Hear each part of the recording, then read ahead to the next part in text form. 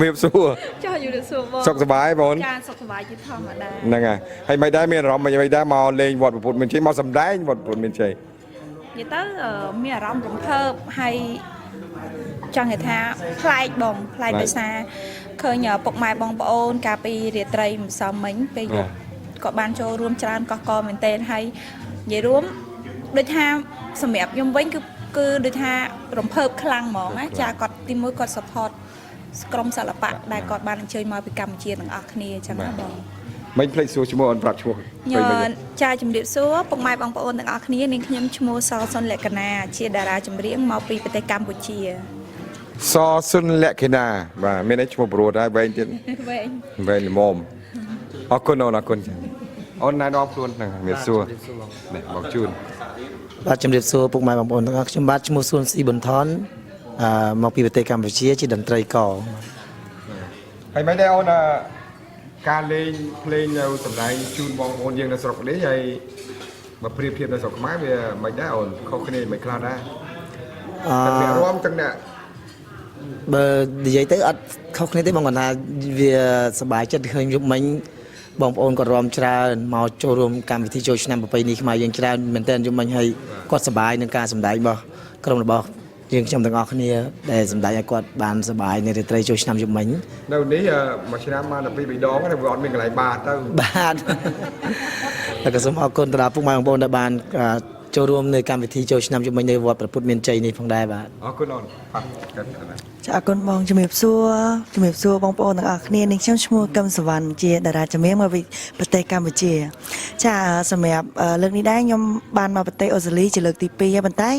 នេះគឺលើកទី1របស់ខ្ញុំដែលបានមកវត្តព្រះពុទ្ធមានជ័យឃើញថាខ្ញុំមានអារម្មណ៍សប្បាយចិត្តមែនតែនព្រោះកម្មវិធីបុណ្យចូលឆ្នាំខ្មែរនៅនេះឃើញថាបងប្អូនខ្មែរយើងគាត់មានសប្បាយជុំគ្នាគាត់មានទឹកចិត្តល្អហើយគាត់មានបច្ច័យកសាងវត្តខ្មែរយើងឡើងស្អាតបងនៅនេះហើយយប់មិញគឺថាសប្បាយមែនតែនសប្បាយជាមួយបងប្អូនខ្មែរយើងគាត់រួមលេងយ៉ាងសប្បាយអត់មានណាគេប្រកាន់ណាហើយគាត់ support ក្រុមតន្ត្រីអរគុណបងអរគុណបាទជំរាបសួរបងសូមជំរាបសួរបាទពុកម៉ែបងប្អូនបាទប្រជាជនខ្មែរដែលរស់នៅប្រទេសអូស្ត្រាលីបាទនេះបើនិយាយទៅជាលើកទី5ដែលខ្ញុំបានមកប្រទេសអូស្ត្រាលីហើយក្នុងរដ្ឋអាដេលេដខ្ញុំមក4ដងតែវត្តព្រះពុទ្ធមានជ័យគឺមកលើកទី2បាទលើកទី2របស់ខ្ញុំកាល2018ខ្ញុំមកម្ដង2025មកម្ដងទៀតបាទតែឃើញថាពី2018មក2025គឺ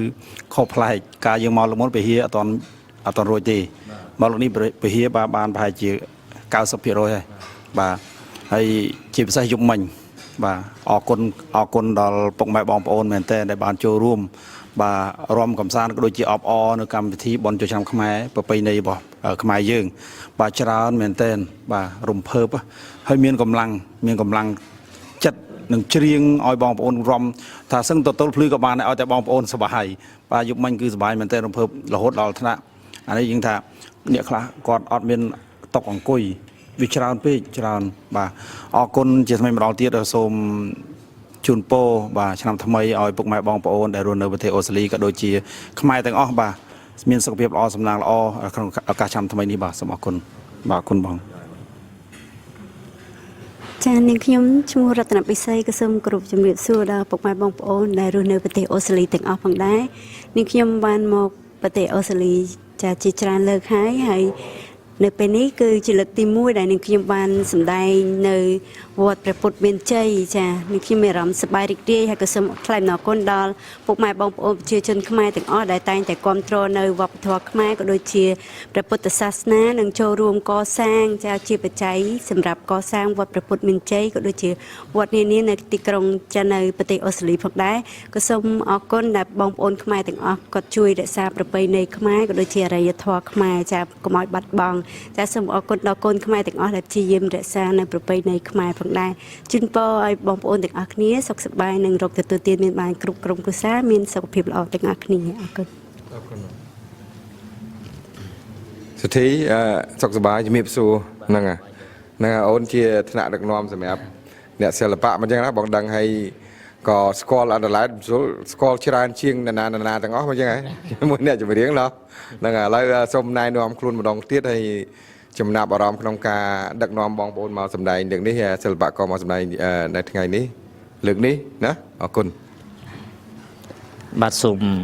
ជម្រាបសួរទៅដល់ពុកម៉ែបងប្អូនទាំងអស់ដែលរស់នៅ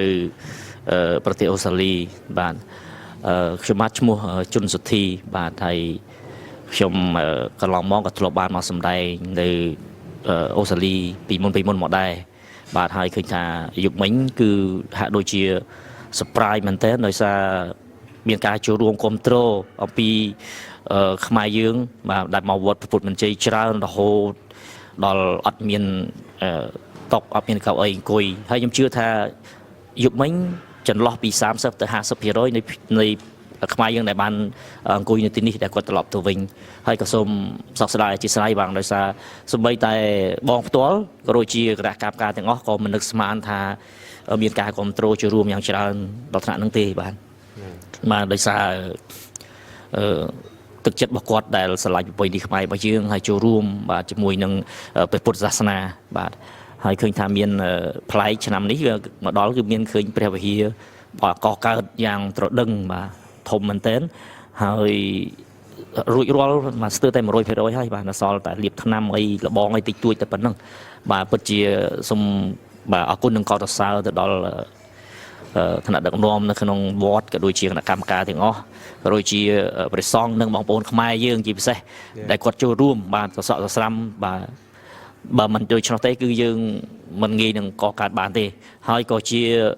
បើនិយាយពីវត្តនៅក្នុងទីក្រុងអាដាលេដឃើញថាវត្តព្រះពុទ្ធជ័យមានព្រះវិហារមុនគេបងអស់បាទអញ្ចឹងសង្ឃឹមថានឹងមានបន្តទៀតនៅវត្តផ្សេងៗហើយក៏ដូចជា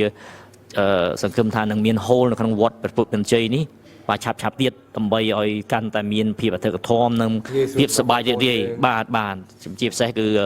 ដោយមានកម្មវិធីបុណ្យទានចូលឆ្នាំភ្ជុំបិណ្ឌហើយក៏មានក្រុមសិល្បៈមកសប្បាយជូរនេះគឺមានគ្រប់សពតែម្ដង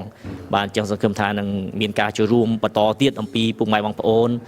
បាទទាំងអស់គ្នាបាទនៅគ្រប់រដ្ឋឬក៏គ្រប់ប្រទេសទាំងអស់ដែលគាត់មានសទ្ធាជាមួយនឹងពុទ្ធសាសនាយើងបាទអរគុណបងបងជួនឱកាសនេះឲ្យបងប្រកាសអំពីข่าวកម្មវិធីសម្ដែងតាមរដ្ឋនានាបន្តិចទៅហើយពេលណាត្រឡប់មកអនឡាញវិញហ្នឹងហើយបាទអរគុណបាទក្នុងការមកសម្ដែងនៅប្រទេសអូស្ត្រាលីលើកនេះយើងខ្ញុំទាំងអស់គ្នានេះគឺមកដោយ